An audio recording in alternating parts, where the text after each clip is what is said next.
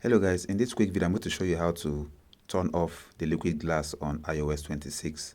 If you have an older model of iPhones running on iOS 26, you might want to tone it down to increase performance. As you can see right here, there is no liquid glass effect on the widget and everything is pretty smooth and not transparent. You can see there's no liquid glass effect. So this is how I turned it off.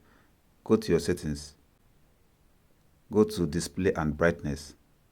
First thing you need to do is to go to liquid glass and change it from clear to tinted. And next thing you need to do is to go to your search and search for reduce transparency.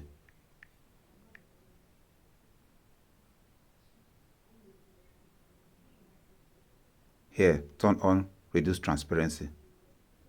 After you do that, the liquid glass effect will be turned off and your performance will be increased. Do have in mind that you may have some bug in the app drawer with the default Apple keyboard.